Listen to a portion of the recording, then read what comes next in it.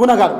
ایسے ہی ہمارے یہاں کہتے بھائی ایک اور خاص مسئلہ بتاؤں آپ کو کہ 7 قربانیاں میری ہو گئی ہیں، اب ابا جان کی شروع کر رہی ہیں، ابا جان کی 7 مکمل ہو گئی ہیں، امی جان کی شروع کر رہے ہیں، امی جان کی 7 مکمل ہو گئی ہیں، دادا جان کی شروع کر دیں، دادا جان کی 7 مکمل ہو گئی ہیں، دادی کی شروع کر دیں۔ تو یہ 7 کا کہاں لکھا ہے؟ کس نے لکھا ہے؟ کس نے کہا ہے؟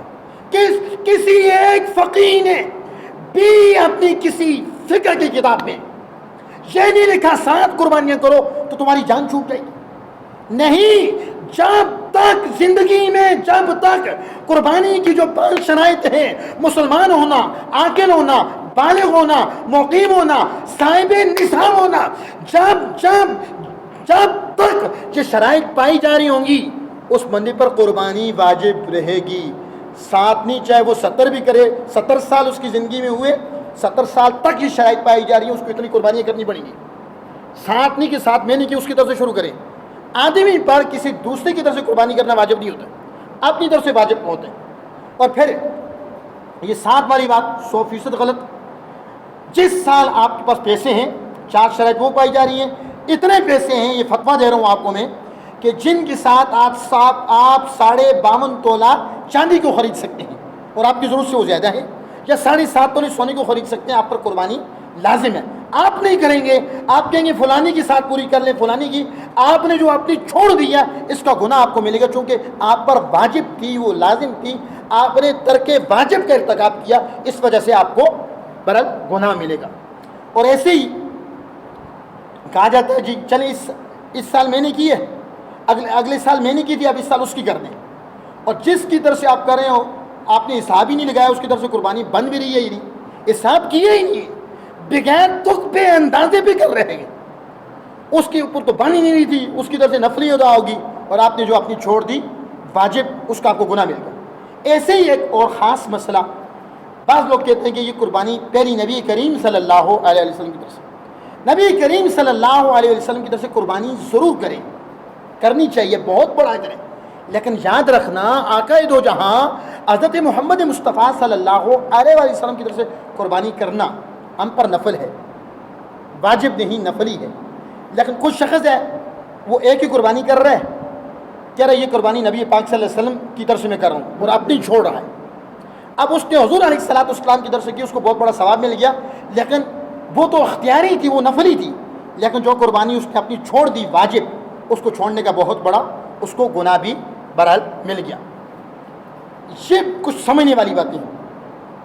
آپ بزرگوں کی طرف سے کریں، بہت بڑا اجر ہے، لیکن پہلے جو قربانی آپ پر ضروری ہو رہی ہے، آپ پر واجب ہے، آپ پر لازمی ہے، اس کو ادا کریں۔ کوئی آقا دو جہاں صلی اللہ علیہ وسلم کی طرف سے قربانی کرنا چاہ رہا ہے، وہ 2 حصے رکھ لے، اللہ نے اگر اس کو گنجائش دی ہے، وسعت دی ہے، وہ 2 حصے رکھ لے کہ ایک حصہ میں اپنی طرف سے ادا کر رہا ہوں، ایک حضرت محمد رسول اللہ صلی اللہ علیہ وسلم کی طرف سے کر رہا ہوں، 2 حصے رکھ لے۔ اپنی طرف سے کرنا لازمی ہے، ان کی طرف سے کرنا نفل ہے، ان کی طرف سے کریں گے نفلی قربانی ان کی طرف سے ادا ہو جائے گی، اور آپ نے جو اپنا واجب چھوڑا اس کا گناہ آپ کو ملے گا، واجب چھوڑنے کا بہرحال آپ کو گناہ ملے گا۔ ایسے ہی کوئی بندہ فوت ہو جائے، کسی کا والد کہتا جی کہ اب قربانی عید کے دن آگے ہیں، میں قربانی کرتا ہوں، ابو کی طرف سے قربانی کر رہا ہوں، اب والد دنیا سے جا چکے ہیں، اور والد کی طرف سے قربانی کرنا کیا ہے؟ نفل۔ والد کی طرف سے قربانی کر رہا ہے، والد کو ثواب مل جائے گا، لیکن نہ کرے تو گناہ نہیں ملے گا، چونکہ وہ دنیا سے جا چکے ہیں۔ اپنی قربانی چھوڑے گا جو اس پر واجب ہے، اگر یہ 5 شرائط جو میں نے آپ کو بتائی ہیں یہ اس پہ پائی جا رہی ہے، اس کو اپنی قربانی چھوڑنے کا گناہ ملے گا، اپنی قربانی چھوڑنے کا گناہ ملے گا۔ تو تاجدار کائنات صلی اللہ علیہ وسلم کے غلاموں، یہ وہ بنیادی مسائل تھے جو میں نے انتہائی اختصاراً آپ کے سامنے عرض کیے۔ بہرحال سب سے پہلے جو ضروری بات ہے وہ یہ ہے کہ ہمیں حساب کرنا چاہیے، گھر میں جتنے بھی افراد ہیں جو بالغ بڑے، ان میں سے ہر ایک کو اپنا اپنا حساب کرنا چاہیے۔ حساب کرنے کے بعد اگر قربانی بنتی ہے قربانی کر لیں، نہیں بنتی تو کریں گے، نفلی ہے، ثواب مل جائے گا۔ قربانی اگر واجب نہیں ہے تو پھر کریں گے، ثواب مل جائے گا، نہ کریں گے تو کوئی گناہ نہیں ملے گا۔ بہرحال جس پر واجب ہے، جس شخص میں یہ 5 شرائط پائی جا رہی ہیں جو میں نے آپ کے سامنے عرض کی، تو وہ نہیں کرے گا تو وہ گناہ گار ہوگا۔ ایسے ہی بعض لوگ سعودی عرب میں ہوتے ہیں، وہ ایک قربانی کرتے ہیں، جو حج کرتے ہیں وہ حج کی شکرانے کی قربانی کرتے ہیں، حج تمتع کے ایران میں یہ قربانی کی جاتی ہے، اور وہ لوگ یہ نہ سمجھے کہ یہ جو قربانی کر رہے ہیں بقرہ عید کی قربانی کر رہے ہیں، اس کے ساتھ کوئی تعلق نہیں۔ وہ جو قربانی کی جا رہی ہے وہ تو حج کے شکرانے کی قربانی ہے۔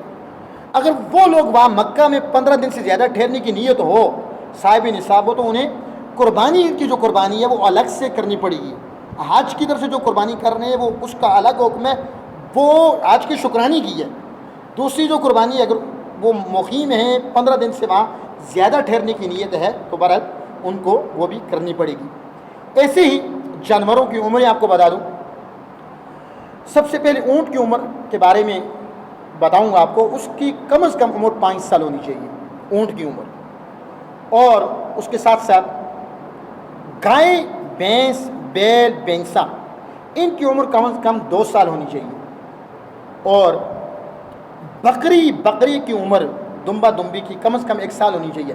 لیکن خلاف قیاس دمبا دمبی 6 مہینے کے ہوں، وہ دیکھنے میں سال کے لگ رہے ہوں، تو ان کی قربانی جائز ہے، جیسا کہ اللہ کے حبیب صلی اللہ علیہ وسلم نے ایک صحابی کو اجازت بھی دی خلاف قیاس۔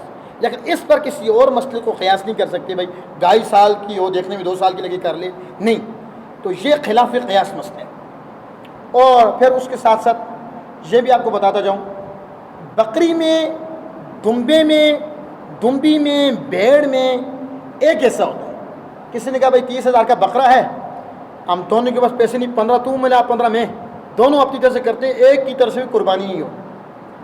قربانی اور زکوٰۃ میں فرق یہ ہے، نصاب تو ایک ہے، فرق یہ ہے کہ زکوٰۃ پر اتنے نصاب پر سال کا گزرنا بھی ضروری ہوتا ہے، قربانی پر سال گزرنا بھی ضروری نہیں۔ 3 دن جو قربانی کے ان میں سے کسی ایک دن بھی یہ نصاب پایا گیا تو قربانی ضروری ہو جائے گی۔ اور اس کے ساتھ ساتھ یہ مسئلہ بھی بتا دوں، گائے میں، بیل میں، بھینس میں، بینسے میں، اونٹ میں 7 بندے زیادہ سے زیادہ شریک ہو سکتے ہیں۔ ان سے کم 1 تک جتنے مرضی ہو شریک ہوں، لیکن 7 سے زیادہ نہیں شریک ہو سکتے۔ اگر 7 سے زیادہ شریک ہوئے، 8 شریک ہو گئے، کسی ایک کی قربانی بھی نہیں ہوگی۔ 8 بندے شریک ہو گئے، کسی ایک کی قربانی بھی نہیں ہوگی۔ ایسے ہی جو 7 بندے گائے، بھینس، بیل، اونٹ میں شریک ہو رہے ہیں، ان میں سے ہر ایک کی نیت یہ ہونی چاہیے کہ میں قربانی کر رہا ہوں۔ کسی ایک نے کہا کہ بھائی میں تو اپنے لیے قربانی کرنے کے لیے ایک بکرا لے آیا ہوں، تو لہٰذا تمہارا ایک ایسا کام ہے، تم 6 بندے شامل ہو گئے، ایک 7واں ایسا باقی ہے، اس کا گوشت مجھے دے دینا، قربانی کے لیے تو میں بکرا لے آیا ہوں، دمبا لے آیا ہوں، جب فلاں کے ساتھ میں نے حصہ ملا دیا ہے۔ تو اب وہ گوشت کی نیت سے جب وہ ان بندوں کے ساتھ شریک ہو جائے گا تو کسی ایک کی قربانی بھی نہیں ہوگی، ہر ایک کی قربانی کی نیت ہونا ضروری ہے۔ بہرحال گائے کی قربانی میں کچھ شخص عقیقے کے حصے رکھنا چاہے، بیٹی کی طرف سے 1 حصہ، بیٹے کی طرف سے 2 حصے، وہ بھی رکھ سکتا ہے۔ اور ایسے ہی 7 بندے تھے، انہوں نے مل کے گائے خریدی، ان میں سے کوئی ایک فوت ہو گیا، 6 رہ گئے، تو وہ جو بندہ فوت ہوا اس کے ورثاء کی اجازت کے بغیر ان 6 بندوں نے قربانی کر لی، کسی ایک کی قربانی بھی نہ ہوئی۔